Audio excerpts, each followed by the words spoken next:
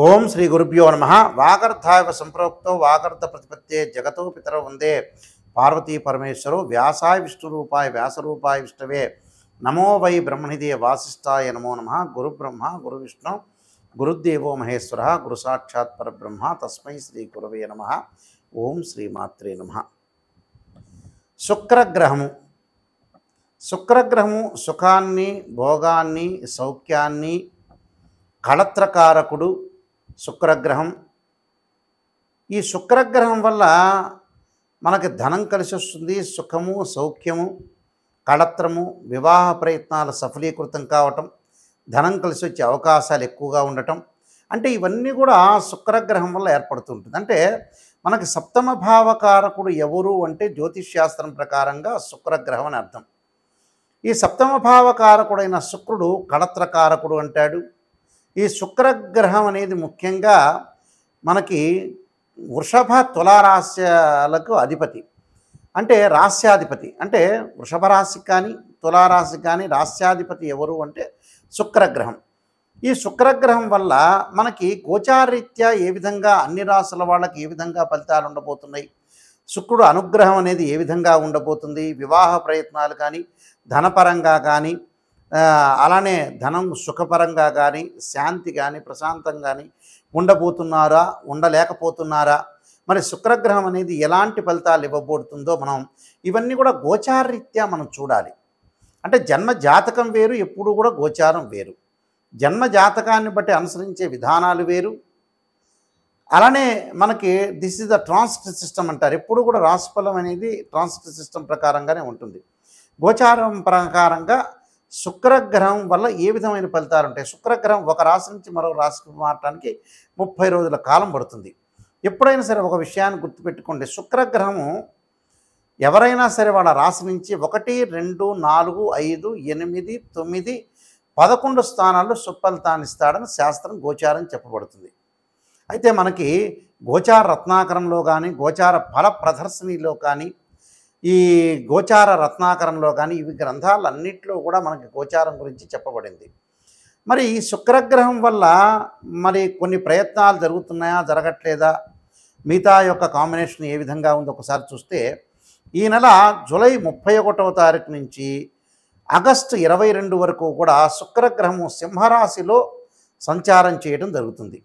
సింహరాశి ఏమిటి? రవి అధిపతి అయిన సింహరాశిలో శుక్రగ్రహం అనేది శత్రుక్షేత్రం అయినప్పటికీ, అంటే ఎనిమి ఒక పొజిషన్ అనేది ఒకటి ఉంటుంది. అంటే శత్రుక్షేత్రం అయినప్పటికీ కొన్ని రాశులకి శుభయోగాలు ఇచ్చే అవకాశం ఉంటుంది, కొన్ని రాశులకి మిశ్రమైన ఫలితాలు, మరికొన్ని రాశులకి చెడ్డ ఫలితాలు ఇచ్చే అవకాశాలు ఎక్కువ ఉంటాయి. ముఖ్యంగా కొన్ని రాశులకి ఏ విధంగా ఉండబోతుంది అంటే జీవితంలో కొన్ని మార్పులు, సాధారణ జీవితం అనేది కొన్ని మార్పులు జరిగే అవకాశాలు ఎక్కువ ఉంటాయి. కాబట్టి శుక్రుడు సింహరాశిలో ఉండటం వల్ల ఏ విధమైన ఫలితాలు అనేవి వస్తాయని మనం ఒకసారి చూద్దాం.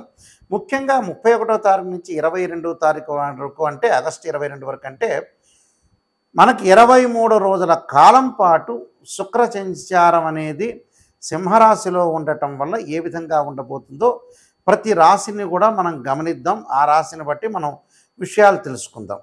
వృషభ రాశి వాళ్ళకి 23 రోజుల పాటు సింహరాశిలో శుక్రగ్రహం యొక్క ప్రభావం ఏమిటి? శుక్రగ్రహం యొక్క ప్రభావంలో రాస్యాధిపతి అయిన శుక్రుడు చతుర్థ స్థానంలో రవిక్షేత్రంలో ఉన్నందువల్ల ప్రభుత్వ మూలకంగా ధనం ఉంటుంది. అంటే గవర్నమెంట్ నుంచి ఏదైతే పెండింగ్లో ఉంటాయో ఇంక్రిమెంట్ అంటారు మనం. అంటే రిటైర్డ్ అయిపోయిన పర్సన్ కొంతమంది ఉంటారు, వాళ్ళకి టీఏలు డిఏలు వాళ్ళకి ఏదైతే ఇన్కమ్ అనేది రాదో అవన్నీ కూడా కొంతమందికి పెండింగ్లో ఉంటాయి. అలాంటి వ్యక్తులకు పెన్షన్ కానీ ఇలాంటి వ్యక్తులందరికీ కూడా డబ్బులు వచ్చే అవకాశాలు ఎక్కువగా ఉంటాయి. అంటే మనం ప్రయత్నం చేస్తే definitely you will try, definitely మనకి మనీ అనేది గ్రోత్ అయ్యే అవకాశాలు ఖచ్చితంగా ఉంటాయి. ప్రభుత్వ మూలకంగా ధనలాభం ఉండటం, ప్రభుత్వం నుంచి అంటే గవర్నమెంట్ నుంచి కూడా ఒక రికగ్నైజ్డ్ అనేది మీకు అవైలబిలిటీలో ఉండే అవకాశాలు ఎక్కువ ఉంటాయి. అంటే ప్రభుత్వం నుంచి గుర్తింపు లభించటం, ఉద్యోగం కోసం ప్రయత్నం చేస్తున్న ఎవరైతే అన్ఎంప్లాయ్మెంట్ వ్యక్తులు ఉంటారో పర్సన్స్ ఉంటారో వాళ్ళకి అన్ఎక్స్పెక్టెడ్గా ఉద్యోగం రావటం, వాళ్ళు ఏదైతే ఆశించారో దానికంటే కూడా ఒక గుడ్ జాబ్ వచ్చే అవకాశాలు ఎక్కువగా ఉంటాయి. అంటే ఉద్యోగ ప్రయత్నం అనేది సఫలీకృతం అవుతుంది అని అర్థం. ఆస్తి వివాదం అనుకూలంగా వీళ్ళకి పరిష్కారం కావటం, ఏదైతే ఎసెట్స్ ఉన్నాయో పెండింగ్లో ఉన్న ఎసెట్స్ ఏదైతే ఉంటాయో అలాంటివన్నీ కూడా వీళ్ళకి ఒక సొల్యూషన్ దొరుకుతుంది. ఆ సొల్యూషన్ దొరకటం వల్ల అంటే మనకి సహజంగా ఎలా ఉంటుందంటే మనకు ఆస్తులు ఉన్నాయి, ఎసెట్స్ ఉన్నాయి, కోర్టులో పడినాయి. కోర్టులో ఎప్పుడు సివిల్కి సంబంధించిన ప్రాబ్లమ్స్ కొన్ని తొందరగా నెరవేరవు. అంటే చాలా లాంగ్ టైం తీసుకుంటుంది. ఈ లాంగ్ టైం తీసుకోకుండా శుక్రగ్రహం వల్ల అనుకూలం వల్ల వాళ్ళ యొక్క ఎసెట్స్ సంబంధించిన విషయాలకు ఒక సొల్యూషన్ దొరుకుతుంది వాళ్ళకి. అంటే సొల్యూషన్ అవైలబిలిటీ అవుతుంది. కాబట్టి అది మంచి పరిణామమే కదా. ఆస్తి విలువలు పెరగటం, తల్లి వైపు నుండి కూడా కొంత ఆస్తి వచ్చే అవకాశాలు ఎక్కువగా ఉంటాయి. ఏదైతే అబ్బాయికి కానీ అమ్మాయికి కానీ మదర్ నుండి ఏదైతే ఎసెట్స్ ఉంటాయో వాళ్ళ వైపు వచ్చే అవకాశాలు ఉంటాయి. ఆస్తులే కాదు, డబ్బు అనుకోవచ్చు, మనం ఒక ప్రాపర్టీస్ అనుకోవచ్చు, లేకపోతే ఆమె దగ్గర దాచుకున్న డబ్బు కూడా అనుకోవచ్చు. సంపద వృద్ధి చెందుతుంటుంది వీళ్ళకి. వీళ్ళు ఏదైతే గతంలో ఆస్తి ఉందో ఆ ఆస్తి కూడా ఇంక్రీజ్ అయ్యే అవకాశాలు ఎక్కువ ఉంటాయి. వృత్తి ఉద్యోగాల్లో హోదా పెరుగుతుంటుంది. అంటే ఉద్యోగంలో ప్రమోషన్ రావటం, స్థానచలనం జరిగే అవకాశాలు, అలానే గౌరవ మర్యాదలకు లోటు లేకుండా ఉండే అవకాశాలు ఎక్కువ ఉంటాయి. దాంతోపాటు ప్రధానంగా వివాహ సమస్య ఉన్న వ్యక్తులందరికీ కూడా వివాహ దోషాలు తొలగిపోతాయి. వివాహ దోషాలు తొలగిపోవటం ఏంది గురువుగారు అని అంటే, ఒక సంబంధాన్ని మనం చూస్తుంటాం, ఆ సంబంధంలో మనకి తప్పిపోతుంటాయి. ఒక సంబంధం చూసిన తర్వాత అబ్బాయి మెచ్చకపోవటం, అమ్మాయి మెచ్చకపోవటం. ఈ ప్రేమించిన యువకులు కూడా కొంతమంది ఉంటారు. వాళ్ళకి పేరెంట్స్ తల్లిదండ్రులు జాతకాన్ని చూపించుకుంటారు, ఆ జాతకం కలవట్లేదని వాళ్ళు చాలా బాధపడుతూ ఉంటారు. దానికి ఒక సొల్యూషన్ దొరుకుతుంది వాళ్ళకి. మంచి సంబంధాలు రావటం, ఆ మంచి సంబంధాలు చుట్టాల్లో కూడా సంబంధ బాంధవ్యాలు కలుపుకునే అవకాశాలు. గతంలో ఏదైతే మా అమ్మాయికి అబ్బాయికి సంబంధం కలవట్లేదు, చాలా బోలెడు సంబంధాలు చూసాం, నెంబర్ ఆఫ్ మ్యాచెస్ చూసాము, ఆ మ్యాచెస్లో ఏది ఒక్కటి కూడా మా అమ్మాయి అగ్రీ కావట్లేదు, మా అబ్బాయి అగ్రీ కావట్లేదు, అసలు వాట్ ఈజ్ ద రీజన్, అసలు వీళ్ళకి ఇష్టమా లేదా పెళ్ళి అనే ఆలోచన పేరెంట్స్ చేస్తుంటారు. నిజంగా అయితే సహజంగా న్యాచురల్గా అలాంటి సిచ్యువేషన్స్ అన్నీ కూడా మేము చూస్తూ ఉంటాం. అంటే ఇక్కడ ఏమిటంటే జాతకపరంగా దోషాలు ఉంటే ఇలాంటివన్నీ కూడా జరుగుతుంటాయి. అవి గోచారరీత్యా కాదు, జన్మజాతకం అంటారు, బర్త్ చార్ట్ అంటారు.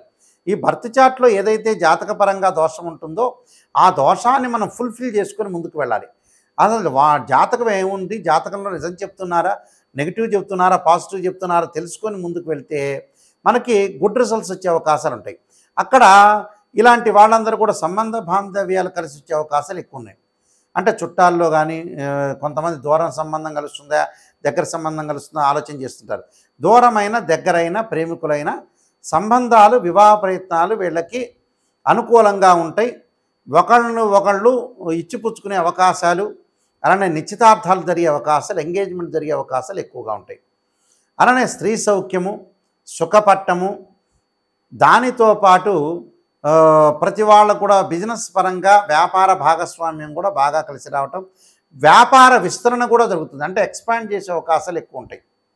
అలానే విదేశాలకు వెళ్ళే అవకాశాలు, విదేశాల్లో ఉద్యోగం లేని చాలామంది కూడా విదేశాల్లో ఉద్యోగం రావటం, ఆ దేశం యొక్క పౌరసత్వం కూడా వచ్చే అవకాశాలు ఎక్కువగా ఉంటాయి. నేను చెప్పిన పరిహారాలు చేయండి, మీకు మంచి రిజల్ట్స్ వచ్చే అవకాశం ఖచ్చితంగా ఉంటుంది. ఈ రాశి వాళ్ళు ప్రత్యేకంగా శుక్రుడు యొక్క ఆరాధన చేయటం చాలా ముఖ్యం. శుక్రుడు యొక్క ఆరాధన చేయటంలో శుక్రగ్రహం అనుకూలత మనకు ఉండాలన్నా, ధన ప్రయత్నాలు సఫలీకృతం కావాలన్నా, వివాహ ప్రయత్నాలు సఫలీకృతం కావాలన్నా, ప్రశాంతంగా ఉండాలన్నా, సుఖం కలగాలన్నా, భార్యాభర్తల మధ్యలో విభేదాలు తగ్గాలన్నా, అనవసరమైన మధ్యవర్తిత్వం కానీ, అలానే వివాహం సంబంధించిన విషయాల్లో ముందుకు వెళ్ళాలన్నా, అలానే ఎవరైతే ప్రేమించుకుంటున్నారో అలాంటి వాళ్ళు పెద్దల ద్వారా ఒప్పించి వివాహానికి ప్రయత్నం చేసే వ్యక్తులు కానీ, అలానే కాస్మెటిక్ సంబంధించిన బిజినెస్ చేస్తున్న వ్యక్తులు కానీ, సినిమా రంగం వాళ్ళు కానీ, సినిమా రంగంతో పాటు ప్రతి పనిలో కూడా కొంత ముందుండాలి, ఒక ఆకర్షణ బాగా పెరగాలి అని అంటే, అలానే ఏదైతే సంతానపరంగా ఇబ్బందులు కలుగుతున్న వ్యక్తులు, అంటే మనకి సెమిన్ అనాలిసిస్ అంటారు, టెస్టోస్టెరాన్ అంటారు. అంటే ఇవన్నీ కూడా శుక్రగ్రహం వల్లనే ఆరోగ్యపరంగా బాగుంటేనే మనకు శీఘ్రమైన సంతానం కలుగుతుందని అర్థం.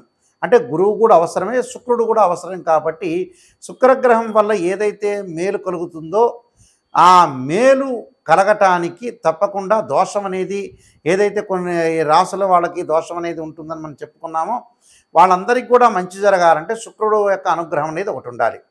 ఆ శుక్రుడు యొక్క అనుగ్రహం ఉండాలంటే ఏమి చేయాలి అనేది మనం ముందు ఆలోచన చేయాలి. దీనికి పరిహారాలు చేసుకొని ముందుకు వెళ్తే వీళ్ళకి మంచి జరిగే అవకాశాలు ఖచ్చితంగా ఉంటాయి. శుక్రగ్రహం యొక్క పరిహారం చేసుకోవాలంటే ఖచ్చితంగా లక్ష్మీ గణపతి అంటే పాదరసపు లక్ష్మీ గణపతిని ఆరాధన చేయటం ఒకటి చేయాలి.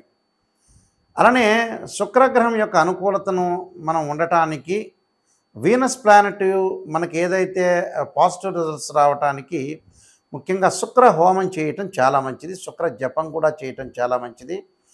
అలానే శుక్రుడి యొక్క అనుకూలతను మనం బాగా ఎక్కువగా రావటానికి అమ్మవారి యొక్క ఆరాధన, రాజరాజేశ్వరి యొక్క అమ్మవారి యొక్క ఆరాధన, శుక్ర జపం చేయటం చాలా మంచిది. ఓం శుక్రాయ నమః అనే మంత్రాన్ని కూడా చదువుకోవచ్చు. లేకపోతే శుక్రుడు సంబంధించిన శ్లోకాలు ఉంటాయి, ఆ శ్లోకాలు కూడా చదువుకోవచ్చు. చదువుకోవటం వల్ల కూడా మీకు మంచి జరుగుతుంది.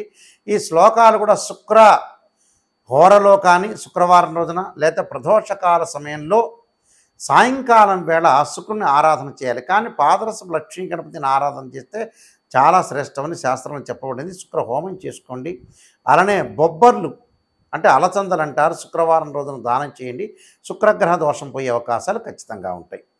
ఇవన్నీ కూడా మీరు నేను చెప్పిన పరిహారాలను కూడా పాటించి ముందుకు వెళ్ళండి. మీకు మంచి జరిగే అవకాశం ఖచ్చితంగా ఉంటుంది. మీకు మంచి జరగాలని ఆశిస్తూ సర్వే జనా సుఖినో భవంతు.